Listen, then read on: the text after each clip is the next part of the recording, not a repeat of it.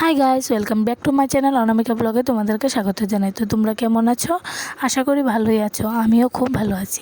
Good morning সবাইকে। আর এখন তো গরমকাল, তার জন্য সকাল সকাল উঠে পড়ি। আর এখন বাজে সকাল 7টা। আজকে সোমবারের ব্লগটা আমি এখান থেকে শুরু করছি। আর দেখো, এই কুমড়োগুলি আমি লাগিয়েছিলাম, তো এখান থেকে শাশুড়ি মা তুলে কেটে রেখেছে শুটকি চিংড়ি মাছ দিয়ে তরকারি রান্না করার জন্য। আর এখানে আমি সকাল সকাল বসিয়ে দিয়েছি প্রথমেই ডাল। তো ডালটা সিদ্ধ হওয়ার জন্য বসিয়ে রেখেছি। এখানে আমি উনুন ধরিয়ে ফেলেছি। উনুনটা ধরিয়ে আমি ভাতের হাঁড়িটা প্রথমে বসিয়ে দিলাম। তারপর এখানে আমি আলু উস্তা কেটে নিচ্ছি আলু উস্তা ভাজি করার জন্য। আর আমার আলু উস্তা ভাজি খেতে খুবই ভালো লাগে। অনেকের কাছে উস্তো করলা এইসব খেতে ভালো লাগে না, কিন্তু আমার কাছে খুবই ভালো লাগে। ভালো করে সিদ্ধ করে নিলে তেতো ভাবটা আসে না, তেতোটা চলে যায়। তার জন্য আমার খেতেও খুব ভালো লাগে। যারা যারা উস্তো করলা খাও না, তারা একটু সিদ্ধ করে রান্না করে খেয়ে দেখো, খুব ভালো লাগবে। তারপর আলু উস্তোগুলি কাটা হয়ে গেছে। আমি আনতে যাচ্ছি ধনেপাতা। তো আমাদের একটু ছোট্ট একটা বাগান আছে, সবজি বাগান। এটা তোমাদেরকে দেখাই, চলো।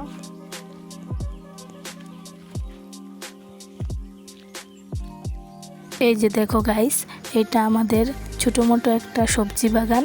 তো এখানে আমার শ্বশুর মশাই কয়েকটা সবজি লাগিয়েছে, তোমাদেরকে এটাই দেখাচ্ছি। তো এগুলি ডাঁটা সবজি। তারপরে আছে কাঁচা লঙ্কার গাছ, কয়েকটা কাঁচা লঙ্কা ধরেছে গাছে, আর কয়েকটা ধরেনি। তারপরে আছে এখানে বেগুন গাছ। তো বেগুন গাছে দেখো ফুল এসেছে। তো এটা কি গাছ জানি না। আর এগুলি লাউ গাছের চারা। তো এখানে দিয়েছে ঢেঁড়সের চারা। তো কিছুটা উঠেছে, কিছুটা উঠেনি এখনও। আর এই দেখো, এখানেও একটা বেগুন গাছ। আর এইটা হলো কুয়াশ গাছ। তারপরে চলো দেখাই, কারকল গাছ দেখাই তোমাদের।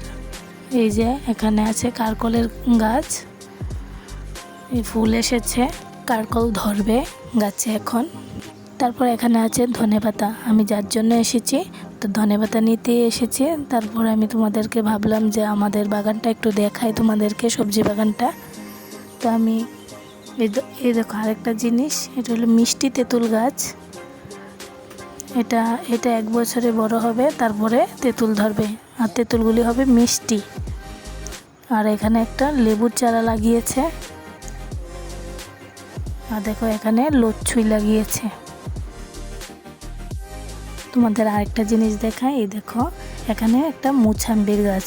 তো তার বাবা এটাকে লাগিয়েছে। দেখো মুছাম্বিরগুলি কি সুন্দর ধরেছে, এবার নতুন ফল ধরেছে, মানে আমি খুবই খুশি। আর এই গাছটাতে অনেকগুলি ফল ধরেছে। তো নতুন গাছে ফল আসলে খুবই আনন্দ হয়। তো আমারও খুব আনন্দ হচ্ছে, অনেকগুলি ফল ধরেছে, কিন্তু জানি না এই কালবৈশাখীতে কয়টা ফল থাকবে আর কয়টা ফল পড়ে যাবে। তারপরে আশা করি সবগুলি ফলই থাকবে। তো আমি নিয়ে নিচ্ছি ধনেপাতা তরকারির জন্য। তো আমি ধনেপাতা নেওয়ার জন্যই নিচে আসলাম। আমি নিচু পড়লাম কারণ আমাদের বাড়িটা একটু উঁচুতে, টিলা সাইড। তার জন্য মানে অর্ধেক মাটি কাটা হয়েছে, তাই মাটি কাটার জায়গাতে সবজি করে রেখেছে। ভবিষ্যতে তোমাদের আশীর্বাদে আর ঠাকুরের কৃপায় যদি আমরা নিচে বাড়িঘর করতে পারি, তাহলে নিচে চলে যাব। তারপর দেখো আমি ধনেপাতা তুলে নিয়েছি তরকারির জন্য। তো চলে যাই। এই দেখো, এটা হলো আমাদের সবজি বাগান, ছোটো মোটো সবজি বাগান। আর দেখো কতটা মাটি কেটেছে। এই দেখো, এই যে এটা নিচু আর এটা উপর জায়গাটা। তারপরে এখানে কয়েকটা লঙ্কার চারা দিয়েছে, আর ডালিয়া পেয়ারার চারা। তো এখানে আমি ধনেপাতাগুলি একটু ধুয়ে নিই। তারপর ঘরে গিয়ে দেখি আমি ভাতের ফ্যান চলে এসেছে। তোমার ভাত প্রায় হয়ে এসেছে। তো ভাতগুলি নামিয়ে আমি বসিয়ে দিলাম তরকারিটা। মেয়েদের জীবনটাই শুধু রান্না করা আর ঘর গোছানোর কাম আর বাড়ি ঘরের কাম, এটাই। আমার দিকে তরকারিও হয়ে এসেছে। তারপর বসিয়ে দিলাম আমি আলু উস্তাগুলিকে সিদ্ধ বসিয়ে দিয়েছি, তিতন যাতে না লাগে। তারপর এখানে আমার ডাইলও হয়ে এসেছে। তো ডাইলটাকেও সম্বাদ দিয়ে দেব। তো বিয়ের পরে তো মেয়েদের জীবনটা ওই স্বাধীনতার থেকে পরাধীনতায় চলে যায়। তো শরীর যদি ভালো না লাগে তারপরও ঘরের কাজ তো তোমার করতেই লাগবে। এখন সংসার সামলাতে সামলাতে শুধু এটাই মনে পড়ে, বিয়ের আগে তো কতই ভালো ছিলাম, রান্নাও করতে হতো না, বেড়ে ভাত খেতেও হতো না, কিছুই করতে হতো না, শুধু খেতাম আর ঘুমাতাম আর পড়াশোনা করতাম। আর এখন ঘরের সব কাজ করো, তারপরে আবার স্বামী সন্তান শ্বশুর শাশুড়ি সবাইকে দেখো, তারপর রান্না করো, ভাত দাও, এই চলছে জীবনে।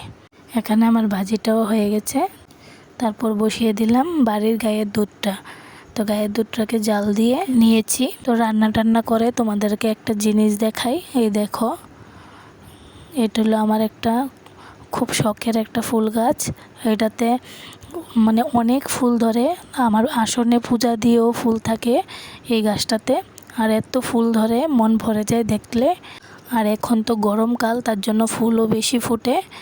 আমি প্রত্যেক দিন স্নান করে তারপরে ফুল পারি গাছ থেকে, তখন আমার খুবই ভালো লাগে এই গাছটা থেকে ফুল পাড়তে। আমার ফুলের সাজি ভরে যায়, কিন্তু তারপরও গাছে আরও ফুল থাকে। তারপর চলো ঘরে যাই। তো ঘরে গিয়ে দেখো, আমি সকাল সকাল ঘুম থেকে উঠেই আজকে ঘর গুছিয়ে নিয়েছিলাম, তার জন্য একটু ঘরটা গুছানো। আর এখন দেব আমি আমার পাখিকে খানা। তো আমার একটাই পাখি আছে, তোমাদেরকে আমি আরেকটা ব্লগে বলেছিলাম আমার আরেকটা পাখি মারা গিয়েছে। তো একটা আছে, তো একটাকে আমরা যত্ন করে পালি। এখন দিয়ে দেব খানা আর জল। আর কেউ যদি একটা জিনিস শখ করে লালন পালন করো, এই শখের জিনিসটা যদি কোনোভাবে নষ্ট হয়ে যায় বা মারা যায়, তাহলে তারাই বুঝবে এর কষ্টটা কী। তো আমাদের একটা পাখিও চলে গেছে, তো আমরা জানি কতটা কষ্ট। তো আমি স্নান টান করে চলে এসেছি। তো আমি পুজো দেব। তো পুজো দেওয়ানোর আগে আমি সিঁদুরটা পরে নিই। তো প্রথমে আমি সিঁদুরটা পরে নিচ্ছি। তো একটা ফোঁটা দিয়ে তারপর আমি পূজাটা দিতে চলে যাব। মেয়েদের শীতিতে সিঁদুর আর কপালে ফোঁটা দিলে তার চেহারাটাই পাল্টে যায়, এ দেখো তার প্রমাণ। তো চলো, তারপর আমি পূজা টুজা দিয়ে তারপর কথা বলছি। আমি পূজাটাও দিয়ে ফেলেছি, আর আমি ঠাকুরের কাছে প্রার্থনা করছি সবাই যেন সুস্থ থাকে, ভালো থাকে, সবাইকে যেন ঠাকুর মঙ্গলে রাখে। তো দেখো আমি ফুল পেরে যে পূজা দিয়েছি, আমি প্রত্যেক দিনে এইভাবে এত পরিমাণে ফুল পেরে তারপরে ঠাকুরকে নিবেদন করি। তো পূজা দেওয়ার পরে আমার ছেলে প্রচণ্ড দুষ্টামি করছিল, তার জন্য ওকে নিয়ে একটু মেঝেতে শুয়ে পড়েছিলাম। তো আমার ঘুম লেগে গিয়েছিল, তো আমার প্রচণ্ড খিদা লেগেছে। এখন বাজে বিকেল 4টা। তো আমার ছেলে এখনও ঘুমায়, তো আমি উঠলাম। তো উঠে গিয়ে মুখ টুক ধুবো। আর এদিকে আমি জামা কাপড়গুলিকে ভিজিয়ে রেখেছিলাম স্নান করে, তো এগুলি এখনও পরে আছে, তো এটিকে ধুয়ে ফেলবো। আর কয়েকদিন ধরেই প্রচণ্ড গরম, তার জন্য আমরা মেঝেতে ঘুমাই। কি করব, উপরে ঘুমাতে পারি না, বিছানায় গরম লাগে প্রচণ্ড। আমরা তো টিনের ঘর, তার জন্য। তো আমি কাপড় চোপড়গুলিকে একটু কেচে টেচে ধুয়ে নিচ্ছি।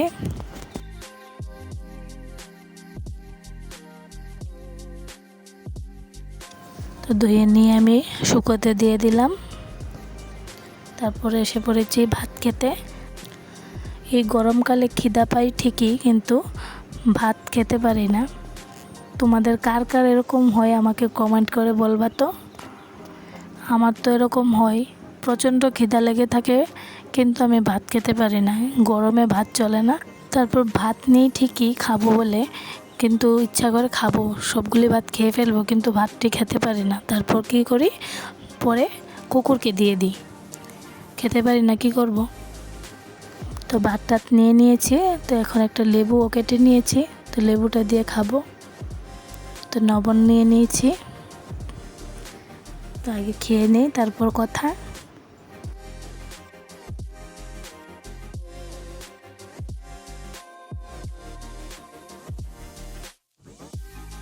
তো সবজি দিয়ে কোনো রকমভাবে খেয়েছি। তারপর নিয়ে নিলাম ডাল। তো ডাল দিয়ে লেবু দিয়ে খাবো। এটা আমাদের গাছের লেবু, বাগানের গাছের লেবু। তো একদিন তোমাদেরকে আমি বাগানের ব্লগ দেখাবো, রাবার বাগানের ব্লগ দেখাবো একদিন। তারপর ভাত টাত খেয়ে ঘরে গিয়ে বসলাম। আর এদিকে আমার কাকা শ্বশুরের মেয়ে এসেছে, আমার ননদ। তোমরা আরও আমার ব্লগে দেখেছো ওকে। তো আমরা বসে বসে গল্প করছি আর আমার ছেলে এখনও ঘুমায়। আমার ননদ আমার চুল আঁচড়ে দিচ্ছে, তো আমার মাথায় যেই ধরে আমার ঘুম চলে আসে, তো আরামই লাগছে বলছি। তো এইভাবে আমার দিনটা আজকে কাটলো। আমার আজকের ব্লগটা তোমাদের কাছে কেমন লেগেছে অবশ্যই কমেন্ট করে বলবে। আর যদি ভালো লাগে তাহলে আমার পাশে থাকবে, আমাকে সাবস্ক্রাইব করবে আর পাশে থাকা বেল বাটনটি ক্লিক করে দেবে।